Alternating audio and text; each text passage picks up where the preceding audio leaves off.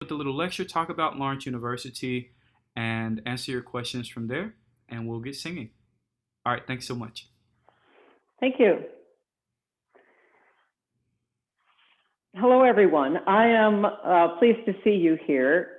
I have been a professor of voice at Lawrence for some time. I studied previously with Shirley Emmons, and some of you may be familiar with her work. Power Performance for Singers is one of them. The Art of the Song Recital has gotten some buzz lately on some recent sites on Facebook, I noticed.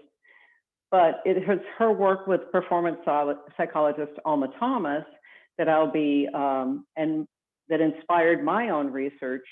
And that's what I'll be talking about today. At Lawrence University, we are a liberal arts institution, as well as a conservatory of music. And so we certainly support crossover in disciplines. So it was a natural, actually, when I found out that Shirley Emmons herself had gone to Lawrence. I didn't find out until I applied for my job at Lawrence that she had actually been a student there.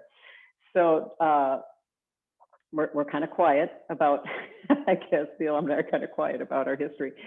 But it's very natural that that our view of music might be, and singing, the art of singing and practice singing, might spill over into the sciences, whether we thought we were scientists or not.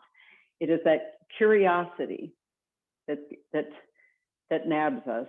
We want to find answers, and then our students we also tend to have students that have dual degrees. And one day a student ran up to me in class and said, "Karen, this is what you were talking about." And it was in a perceptual psychology class. And I said, "Yes, that's it."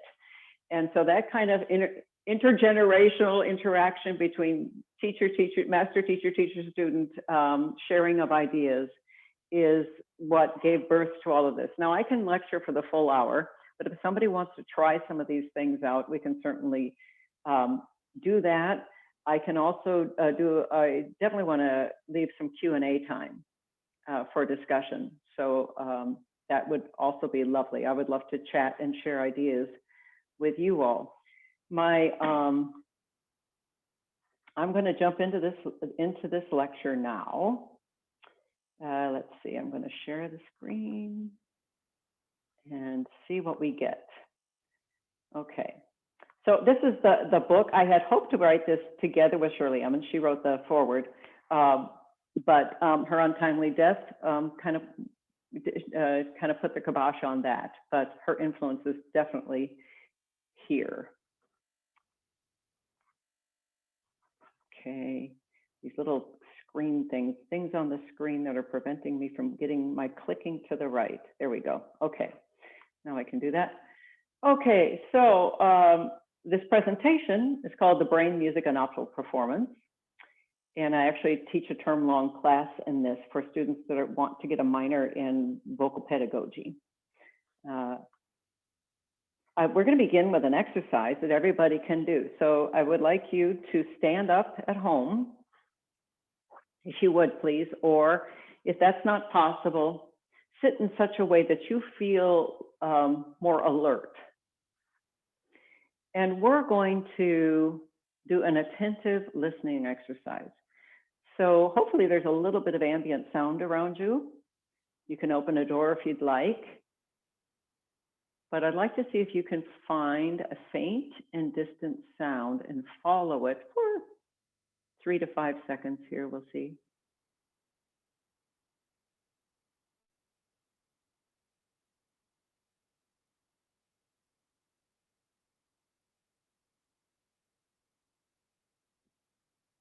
And you should be able to determine the source and location of the sound. I heard 2 cars pass by, even with my earbud in. And so I was able to, that's because our ear, our auditory system, is able to discern timbre and amplitude. So the amplitude tells me that something that's coming closer to me or away from me, and that it was a car as opposed to a tenor singing in the next room. Even it's kind of fun to listen to footsteps and see if you think, I think this person is male, female, this age, that age. Is it a high heel? Is it what kind of shoe it is? Things like that. So that is, what I'd like you to do it one more time.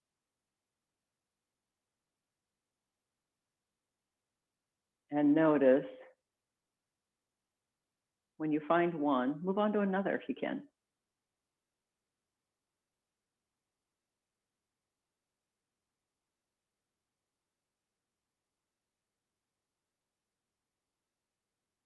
Now, can you tell me, if you want to unmute yourself or you want to raise your hand, did you feel comfortable doing that? Was your breathing rate even? Did you feel calm? Yes? I have a lot of dark screens here, so I'm going to have to rely on a couple of you that are visible. So in that, but yes, this is okay. I got a thumbs up. Thank you, thank you. So wouldn't it be fabulous if we could harness that feeling of calm when we're performing? Now I'd like you to, we're going to take steps toward that, and I will be explaining why that works. Now we're going to listen to, we just listened to an external sound. Now we're going to listen to an internal sound. So I would like you to inner sing, a familiar tune. We could all do Happy Birthday.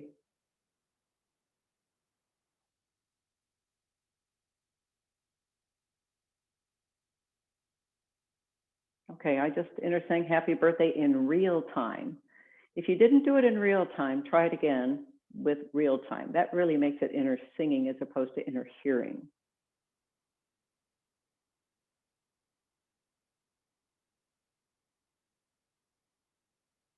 Okay, now, did you feel the same sense of calm? Your breathing was probably still at kind of a resting level just for standing, am I right? Now I'd like to generate this auditory image with the intent to sing aloud. And this is where we're glad we have mute.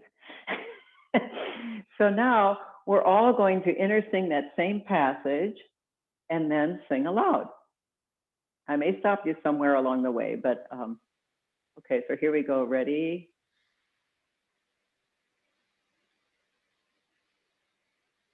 Happy birthday to you. Happy birthday to you. I did a phrase or two, right? Did anybody else start to sing yet, or were you still inner singing the song? Was that a no? You didn't start to sing yet? Okay, so we'll do that much. That's how much I'd like you to sing, okay? So here we go. And aloud. Happy birthday to you. Happy birthday to you. Okay, did you experience that? What was different about that experience than the one when you were inner singing silently? It's a real obvious difference that most people take for granted and don't even notice. Did you inhale to sing? Did you breathe differently? Of course, that's the big difference. What is going on that makes that happen? What is that difference? Okay, so this is a little bit of what we're going to be talking about today. This is now, what if we do it? Let's do it one more time. Okay, so here we go.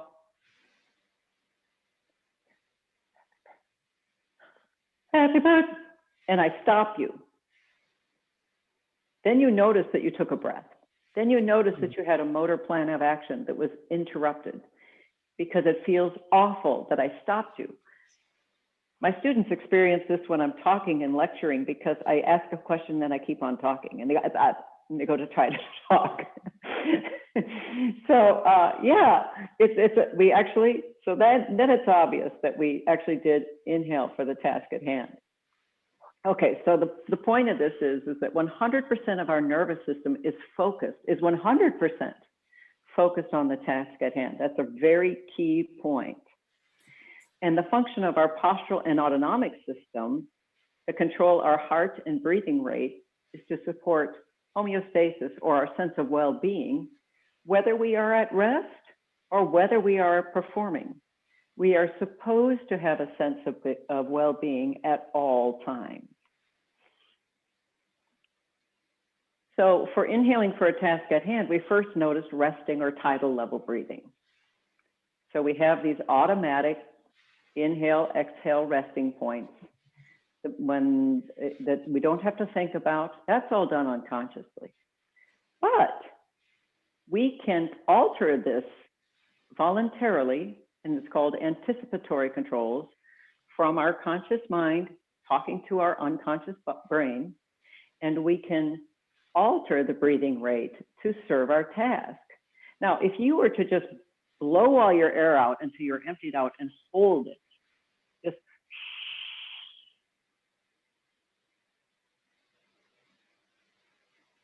you no longer have a sense of well-being, am I right? You just blow it out and hold it. Now, what if you just say, how many times we say this? So take a big breath, take a big breath. Bigger. Do you have a sense of well-being? No. Why? Because there's no directive. What am I inhaling for? So this is where we have to we learn to inhale for a phrase. Very common language that we use in singing, but how do we actually do it? What is it about?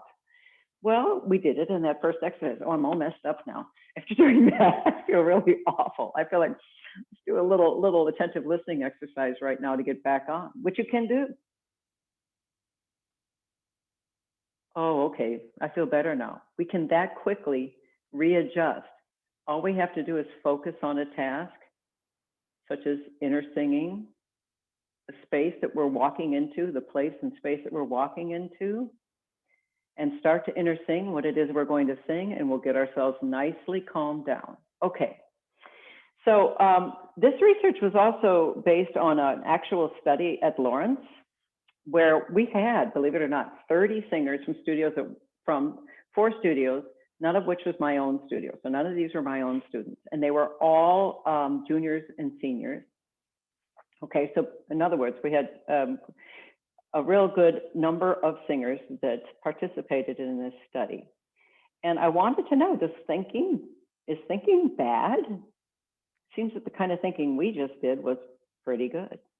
And Shirley, in her book, Power Performance for Singers with Alma Thomas, talked about a peak performance exhibits the strength of the mind-body link.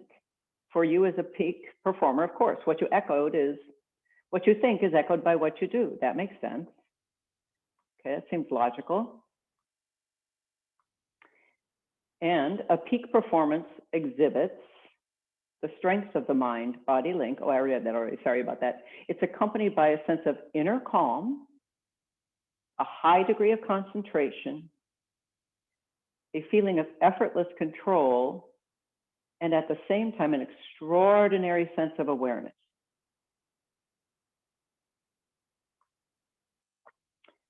So what we studied was cognitive kinesthetic awareness, the role of thinking and the role of awareness.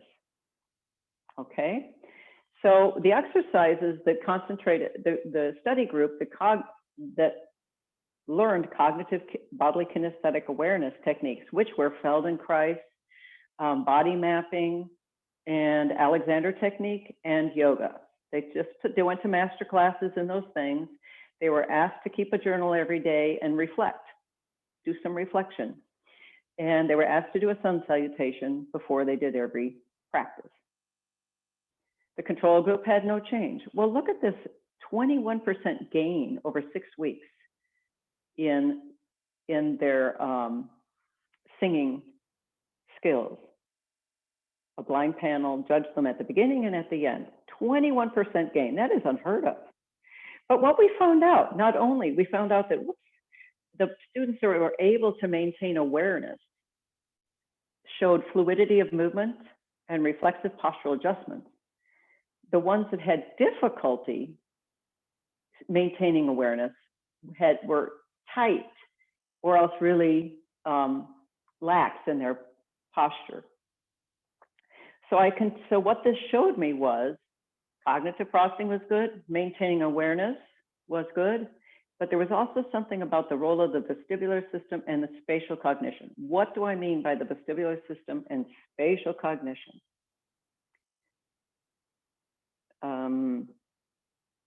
Well, I'm going to give you, okay, I'm going to go back and talk about that for a minute. I'm going to talk about, we will get to the vestibular system and spatial cognition in a moment. Hold your hats on. So awareness, let's talk about what that is first. A state of consciousness characterized by an ability to integrate sensations from our environment and ourselves with our immediate goals to guide our behavior. And this is the circle that one of my students brought to me and said, this is what you're talking about, Karen. That's the perceptual motor loop. And I'm just checking the chat to see if, okay, good. If there's any questions, because I have a lot on my screen. Yes, And there I don't was want, one question. By the way, we did have one singer volunteer to sing. That was Luz okay. Vizcarra. So she can sing after the presentation. But Anthony Pinkerton had a question about the inner singing that you mentioned. He says, what does it mean to inner sing? Is that the same as audiating your own voice singing? Yes, yes. Um, you're generating an auditory image that is integrated with a motor plan of action for singing. So audiation is a great way to use for visualization. Was a term coined by an educator. I'm sorry, the name isn't coming to me at the moment, but as like visualization, it's a sound image, but you do want to make sure that you are doing it in real time so that it feels like singing. It should have, the sound in your mind should have this sense of, I'm actually singing. We do it with mental rehearsal all the time. Okay, and we'll talk a little bit more specifically about why the breathing, the part about the breathing doesn't actually happen until you have the intent of singing aloud. Actually, we don't need to talk about it, I'll just say it. The difference, the only reason that you don't actually do the motor action is because you've planned the motor action, but you haven't yesed it. We'll talk about it some more though. Okay, so it's very key that we have this attentional focus, heightened awareness, and calm. Those are the characteristics of an ideal performing state, right? Well, when we plan for a task at hand, that information that we are looking for is amplified in our sensory input. So we are much more aware of that information that we have asked for, and our body knows what it's supposed to be doing. It's 100% focused on that task.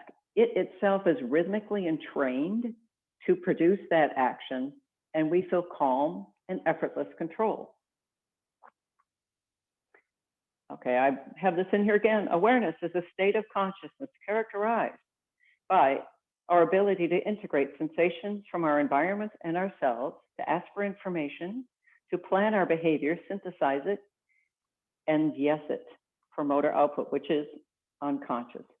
Some of you might know the term for mindfulness was a big word a couple of decades ago, I guess it was 10 years ago, 15 years ago maybe, that we talked about. We have other words for this nowadays, I imagine, because it keeps changing. People like to keep it new. But it's this idea that an information fills our conscious mind. Notice how it says thalamocortical circuit. Okay, this is what awareness looks like in neural anatomy.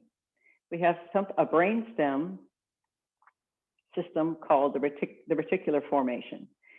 And it, along with the vestibular system, whose nucleus is also in the brainstem, they're integrative systems. So we get information filtered out to fill our mind. And you know how when you're suddenly aroused from a deep sleep, like I was this morning, I'm almost always wake up with the light in my eyes and I never get surprised. But this morning, the alarm woke me up. And it was this, I felt so disoriented. What's going on? Why am I hearing this alarm? And, what am I supposed to do? This reminds me of singing on Sunday mornings. It's like, oh no, I have to what am I doing today? Oh, I have to sing. I have to get up. I have to get my voice going.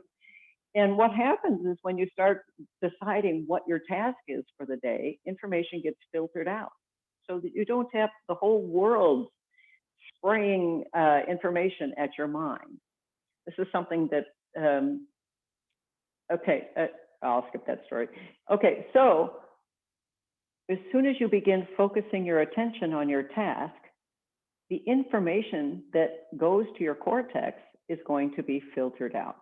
Now, the thalamus happens to be the last stop in the unconscious brain for filtering information. So that's why they call it the thalamocortical. This is the cortex where information is available to us consciously. That's why it's called thalamocortical gate. So when you talk about gating information, what information do you want? We actually have the power to choose that. Now, quickly, in case you don't know what the vestibular system is, it's what we usually call our inner ear. It's our sense of balance. It detects our position of our head.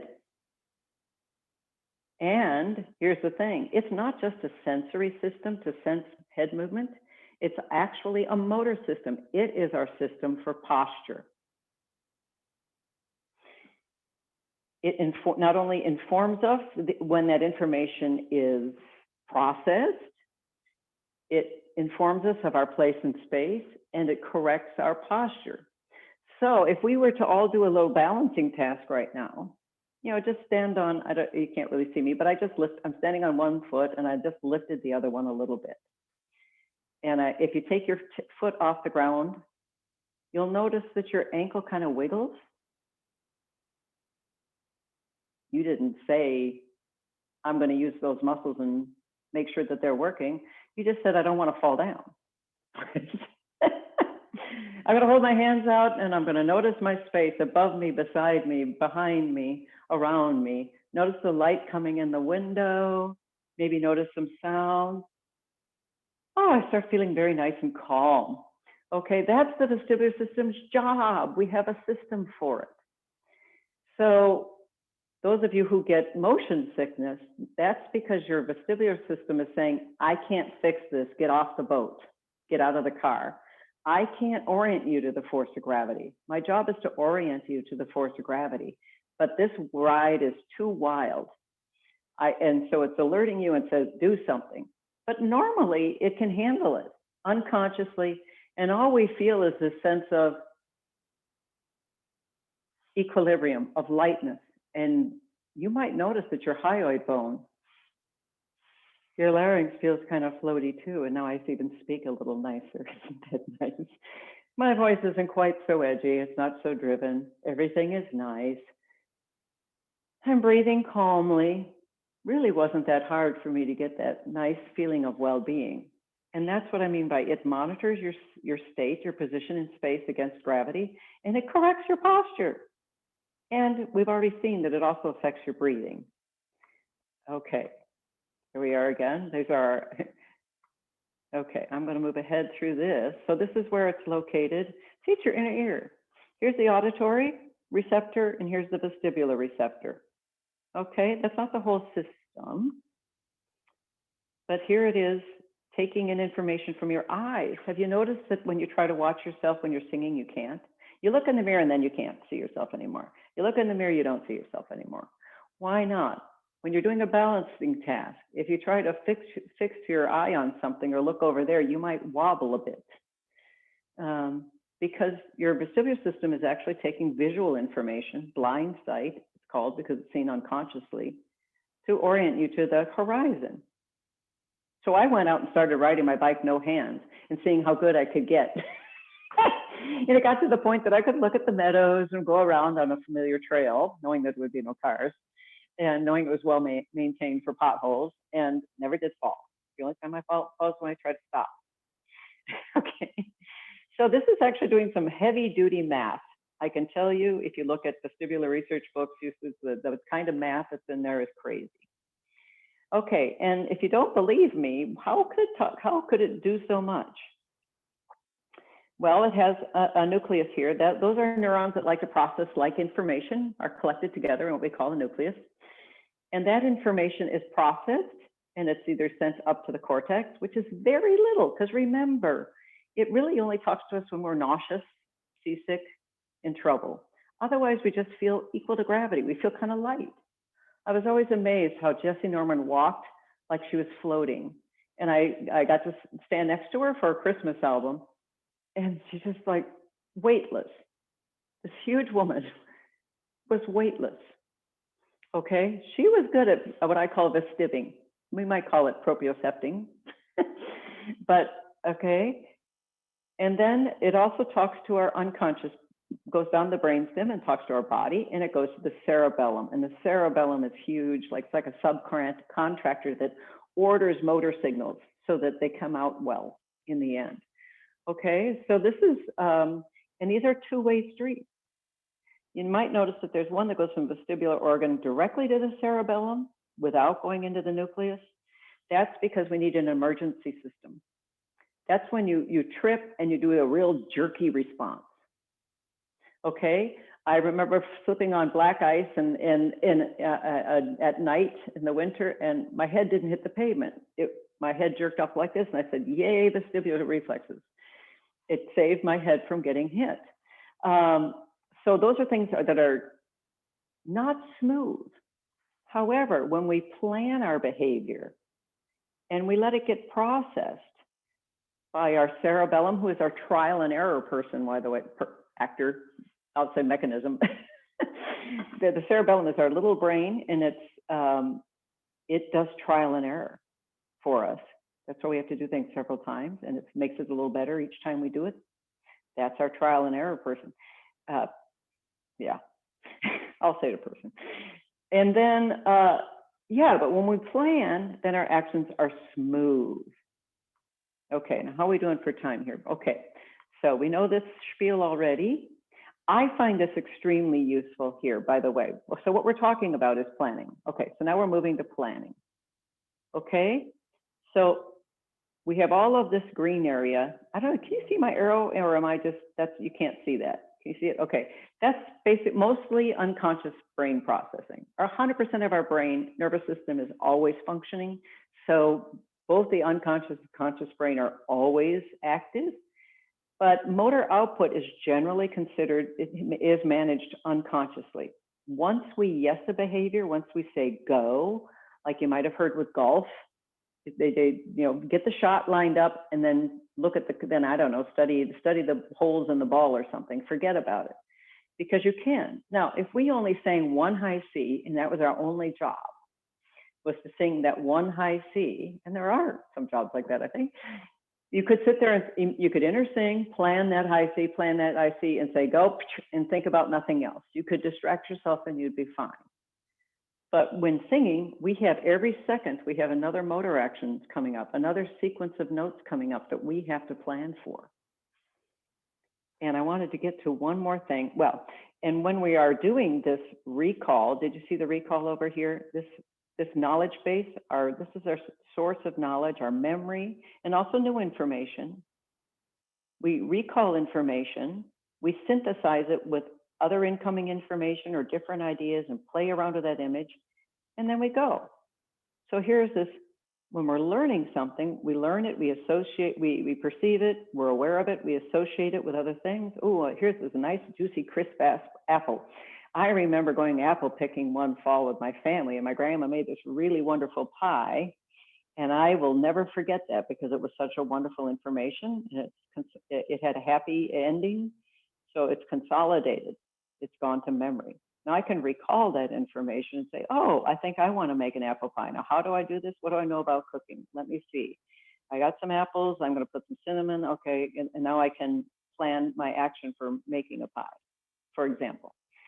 So this is what we are doing as performers. We are living in the conscious state of the intermediate. It's before it becomes action. We are inner singing. This is the act of inner singing.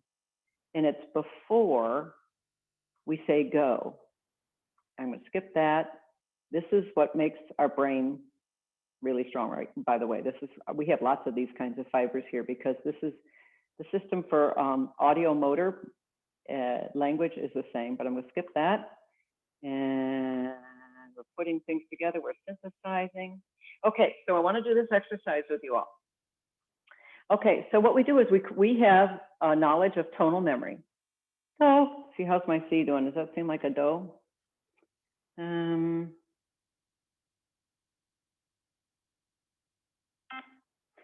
Okay, do, a little sharp. Okay, so do, so, do, mi, so, mi, do, re, mi, fa, so, fa, mi, re, do, mi, re, fa, so, mi, fa, re. So what I call these sound bites, oh, I'm sorry, there should be 2 words. I grabbed the wrong slide, but anyway, doesn't matter. Okay, because our motor action, plan of action, you know, there's another picture I wanted to show. This. When you're doing that recall, synthesis, construct, and making a motor plan of action, this is what's going on. And it takes about a second for us to prepare. Look, it goes to the cerebellum, it comes back from the cerebellum, it talks to our motor system, all of our motor systems, to our motor cortex. Finally, the idea goes from the thalamus up to the motor cortex, and we say what? Cortex means conscious. That means I have a conscious image of it. And I say yes, and out it goes. Well, that takes about a second. And if I can generate an image of it, I can do it. So for example, if I had a keyboard here I could play some really wickedly high notes and say, I can't image that. Or very low note. Oh, I can't image that. You wouldn't be able to sing it because it's too high. You might be able to sing it at a different octave. But let's do like a visual exercise, imagery exercise. So if I say, imagine a basketball. You know what it feels like, the weight of it, basically, the sound of it if you bounce it, the smell of it maybe, has a rough texture. Now turn it into a globe and spin it around. See it spinning in the sky and turn it towards the Western Hemisphere. And I'm assuming, I think everyone is in the United States right now. So maybe think of a place that you know, could be home, that you know very well, and zoom into that street, walk up to that place, that building. Imagine the doorknob, you know what it feels like. You probably know what you're going to expect when you open that door. No problem, right? So now, moms can appreciate this. When my daughter was living in Rwanda, I didn't know where she lived. So I'd spin the globe, Eastern Hemisphere, okay, all right, see the equator. I know where it is, Northeast, okay, Africa, okay, I know where that is on the map, but I couldn't get any further than that. I could get images of Africa, but they weren't her. I could not know what her street felt like, what it smelled like. I didn't know what her doorknob looked like in the space that she lived in. I couldn't image it because I didn't know it. So the key point here is our imagery, and the reason why I don't use the term imagination is because I don't want it to be fantasy. When we image something, it's always coming from a knowledge base. So now if you were to take a pitch and inner sing it, so if you did the tune like Frère Jacques, and on that ja, you decided to do some ornaments on it. Like a little laughy, Frère Jacques, you know, something like that. You know, if you alter the tune, now maybe put a turn on it. Or sing a note that you're going to call sol, change that to do, and sing a new do mi sol. Okay, this is the highest of cognitive powers, is this kind of creative imagery, our ability to manipulate an image, whether it be a sound image, a feel image, any of our senses, anything from our knowledge base. This is the highest of cognitive powers. This was at the top of that arrow of the levels of perception. So let's do this exercise now. What I would like you to do with that do, and I'll just be honest in our do. So only down an octave.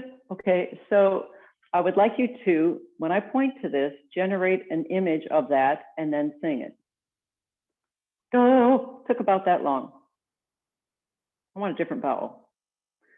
Do, got a little more resonance in that one. Okay, now I'm going to inner sing this one. So, okay, now I'm going to inner sing do mi. Do mi. Do, so mi. Do you catch that little bit of ready, set, go? Ready, set, go. And there's also an inhale reflex that happens with that too. Like, really? I know. Scalenes. Okay, so now we can also do an online version of this. So when you're hearing ahead, so first I'm going to hear the do, but then I need to hear the sol, followed by the do mi, followed by the sol mi, without a break in between. But we can overlap that task. So we get do, sol, do mi, sol mi. Whoops. So just like you have to read ahead in class, you have to make sure your finger runs ahead.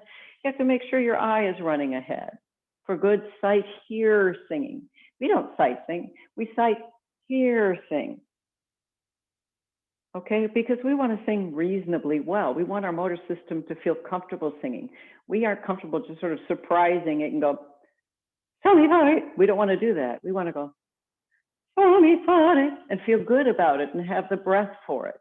So this is how we create a motor plan of action, and we intersing with streaming strings. And another fun thing to do with this, I have another version that has many more columns, and it covers a ninth. Two other things you could do with this is you can transfer the pattern, so you can make it re, la, re, fa, la, fa. So you can start on different scale degrees. And you could also improv it. I put these like, flashcards. So what happens if I went, try doing this with me. I'm going to point to a card, and you can see these, right? And I'm going to move around. I promise I'll go left column to right, so you know you're either going to start on do or sol. So here's our rhythm. This is kind of hard to do over Zoom, but at least you can, I can't tell if you're doing it, but at least you know if you're doing it. So if I do 1, 2, so if I conduct like that, that'll be the do, right? Is that okay? So we're going to sing this card first. Do, sol, mi, do, re, mi, fa, sol, mi, fa, re, do, mi, sol, do, re, mi, fa, sol, mi. Do you see how you have to really look ahead? And that state of mind that you're in with improv means you have turned off the judge. That's in a study. Let's see, I have something about it here with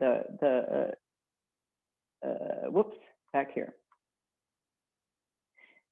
There was a study by Lim and Braun that found that when we did improvisatory work, which really required us to be intentional in our choices, to be very intentional, as opposed to autopilot.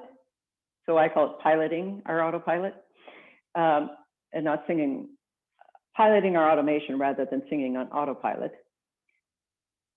So they found out that this internal generated self-expression with a suspension of self-monitoring related processes. That's self-consciousness. So our intentions are saying, I'm going to do, I'm looking ahead, I'm feeding forward my intentions.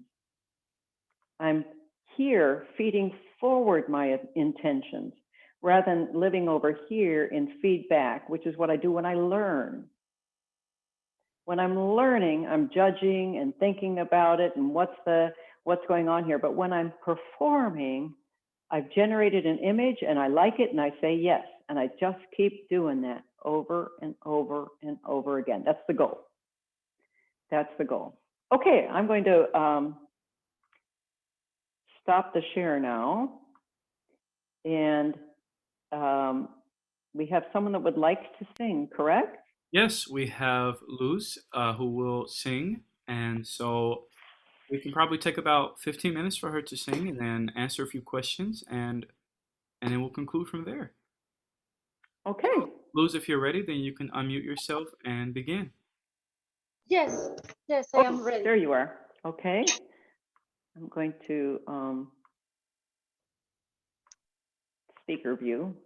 Okay. Oh, it's from the Giovanna d'Arco by Rossini. I choose this area because I need to memorize this cantata and when all the beautiful things that you say is about the brain, I try to apply it in the repertoire. is the second aria, Corre la gioia.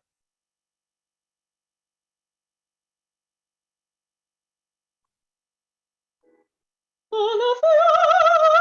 fiamma che t'esce dal guardo, chiama tocca invece di amarti. Resombrando, resombrando, marciamo, marciamo pugnando. Viva il re, la vittoria è con me. Viva il re.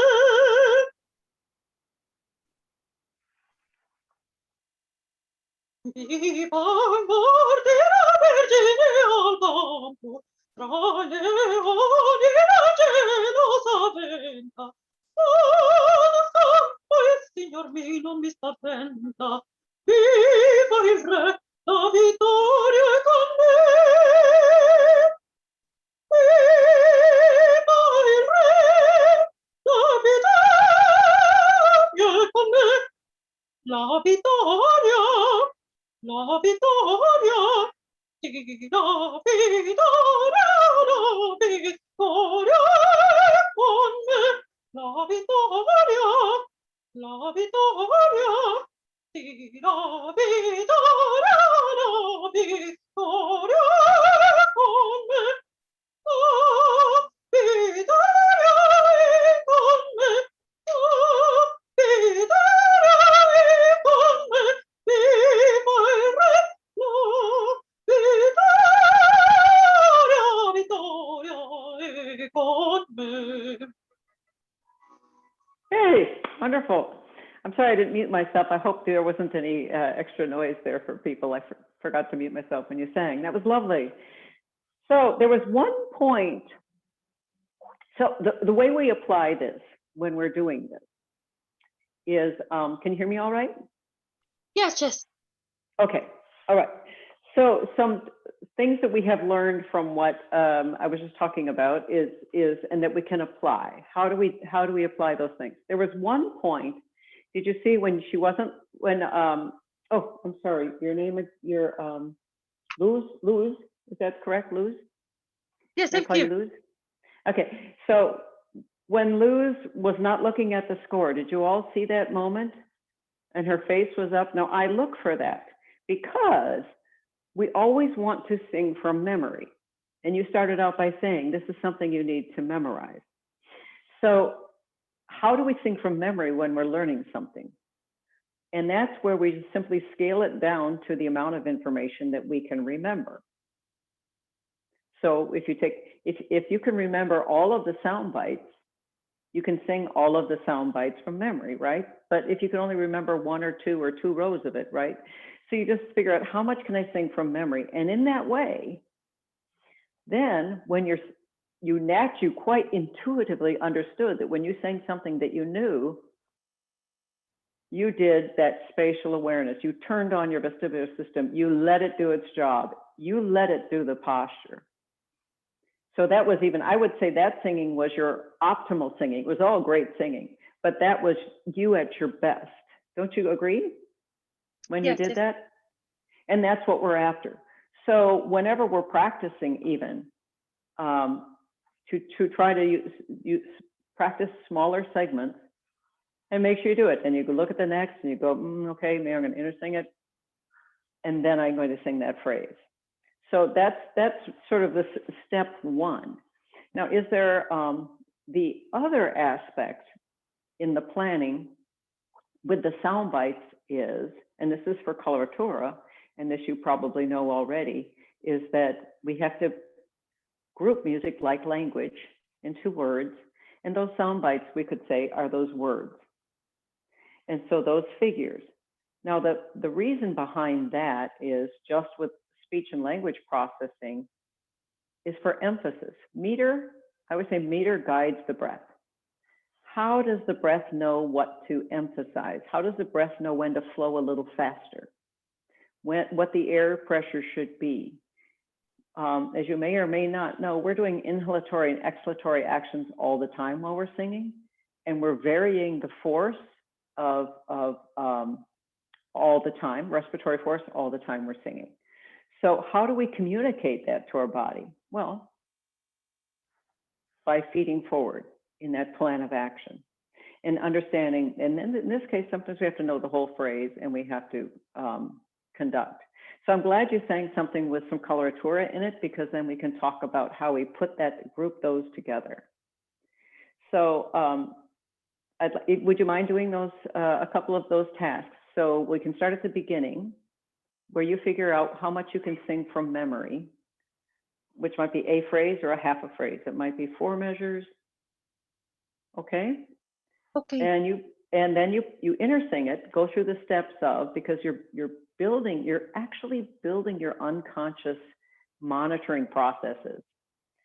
Our unconscious brain does the lion's share of everything we do. Only a little bit is for the conscious mind. So our conscious mind is there to guide. All right, to guide and make voluntary choices. It shouldn't be controlling everything. That's not its job. So yeah, okay, so you want to start that phrase? Just sing the first part, a phrase or two from memory in the beginning, okay? So you'll inner sing the first phrase, let yourself inhale for that phrase while you're inner singing. Your body will automatically inhale for that phrase, and then sing that one phrase, okay? So we're gonna do one phrase at a time, okay? Guida i forti la Vergine al campo, tra le ore lo saventa, non scampo. Okay, yeah, that's all, it's all lovely. In the beginning of the aria, that was not coloratura, was it? Am I forgetting? Can we do the very first phrase of the aria? Very first. Pur piange, repente, qual è nell'oriente, non è Good. We want to do some exercises, so I'm going to cut you off. I'm sorry, that seems so rude. Forgive me for doing that. Okay, so what I'd like you to do is, between each breath, we're going to call that a phrase. So from breath to breath, I want you to inner sing and then sing that phrase. Okay. Just the first phrase that just gets you to your next breath, okay? Okay. Pur piange. Good, okay. So the inner singing part, I'm not sure that you quite understand what I mean by that. So inner singing is like mental rehearsal, where it's as real as you can make it. Okay. You could swear you're actually singing aloud. It's in real time. So if I, for example, I'm sorry, I don't know this aria, but I'll just go back to the happy birthday. So if I go, happy birthday to you, the length of time it takes me to inner sing it will be the length of time it takes me to sing it aloud. They'll take the exact same amount of time. And that's how I inhale for the phrase. Okay? Okay. Pur piange. Excellent. Okay, good. All right, wait, hang on. Now, the next phrase. We're going phrase by phrase. Okay, so now you're going to inner sing the next phrase and then sing it aloud. Okay? Well, you got to inner sing it. So silently sing it, audiate it, mentally rehearse the phrase. You're going to inhale that. I don't know what the words are. Okay, you're going to silently rehearse it, mentally rehearse it. Let your body plan that phrase. Unconscious brain, you're teaching your unconscious brain. This is what I want to do. Wow, that is amazing. Pur piange.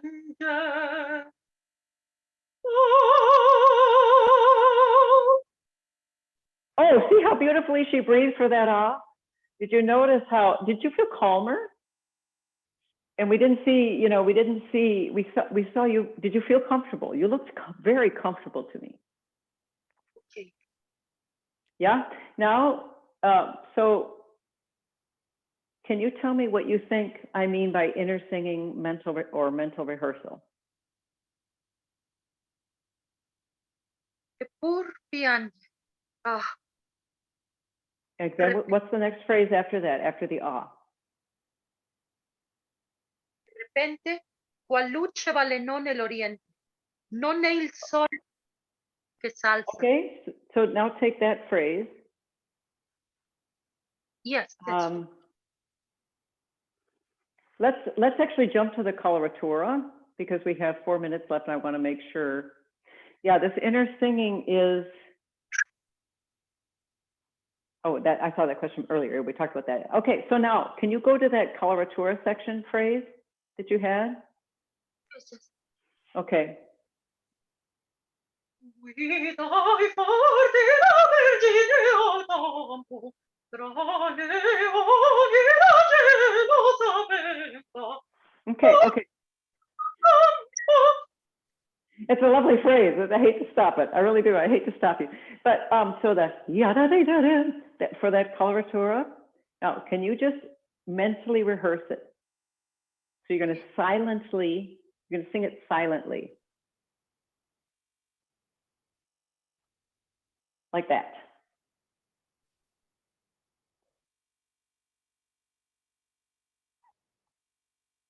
Good. Okay. Now you had no intention of singing it aloud. You were only mentally rehearsing it, like you're on an airplane or you're backstage, right? And you can't sing it aloud. You're not allowed to, but you want to rehearse it, right?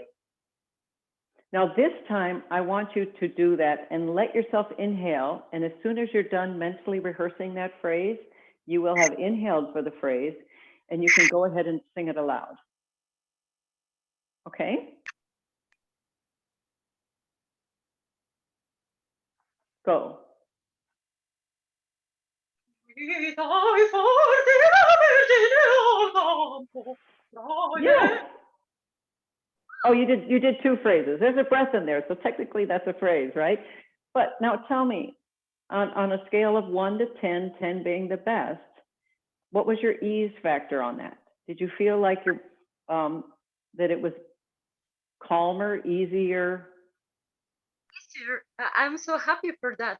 It's easier and it's more comfortable because I don't need to stay in tension because I don't know the phrase.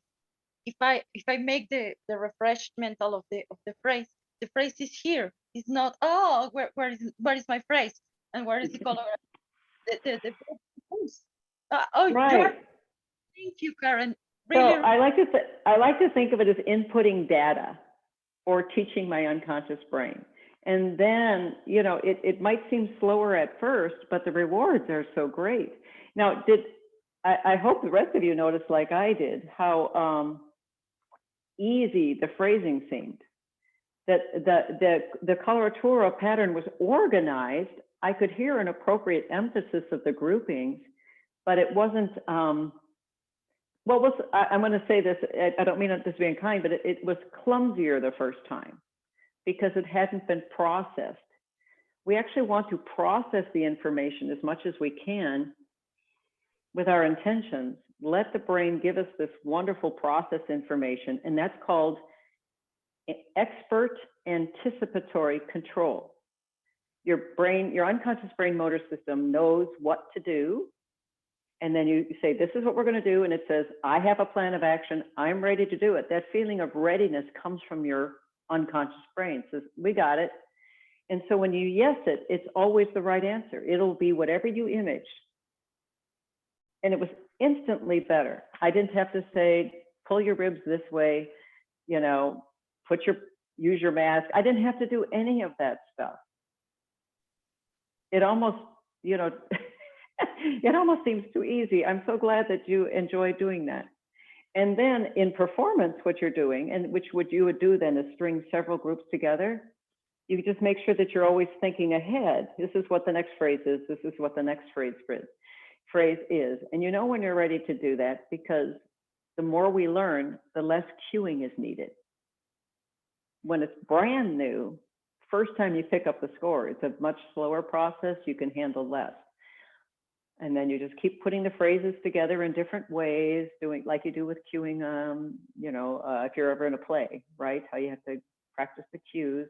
You line things up differently. And then pretty soon you can just keep it going. And you rate your success by how much time did I feel awareness of space, and was I inner singing what I was going to do? Were my intentions, was I crossing my intentions? That's the goal. Yay! Oh, you were a wonderful guinea pig for us today, Luz. Thank you for doing that. That was really wonderful. Do we have some time for questions and answers? Yes, we have a few minutes left for questions. So if anyone has some questions for Karen, please send them in the chat. Thank you so much, Luz, for your ability to be flexible and to have an application of Karen's idea as far as the inner ear and that key point, which was if you can image it, you can do it, right? And we saw that applied in Luz's performance. So if you have any questions, then please send those in the chat. But in the meantime, Karen, could you talk a little bit more about Lawrence, but also if people would like to reach out to you, is there an email that they could possibly reach you at? Yes, I'll type it in here. It's my full name at lawrence.com. No, .edu. .edu, gotcha. Right. And Lawrence University is an undergraduate-only institution, but I'm certainly happy to do, now that we can do lessons on Zoom, isn't that wonderful? It opens the world up for us. So, and I do presentations periodically. Maybe some of you have seen me at NAS. All right, well, we have one question from Nick Hausman. He says, have you noticed your students learn to memorize rep faster using this inner ear singing using this inner ear singing then singing method? Okay, so I just want to clarify one thing. Maybe I should change the term inner singing. I took it from a research study. The inner ear, physically and anatomically, is both the auditory and vestibular receptors are in our inner ear. So if we say inner singing or inner hearing, I think is what maybe Nick meant, the inner singing method or inner hearing. He said yes. Yes, okay, which is the generation of the image, the sound image and the sensory motor image. It's generation of a sensory motor image, is to use the neuroscience terminology. And yes, does it help their memory? Well, we only sing from memory, so they kind of get used to, I'd have to say they do. They still have to put in the work.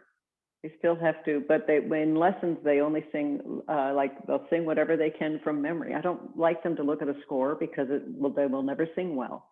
Because in order to run our posture and breathing and motor system, our vestibular system needs to balance the actual organs, our head.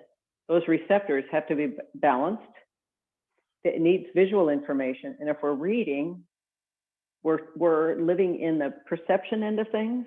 We're not living in the feed or forward end of things.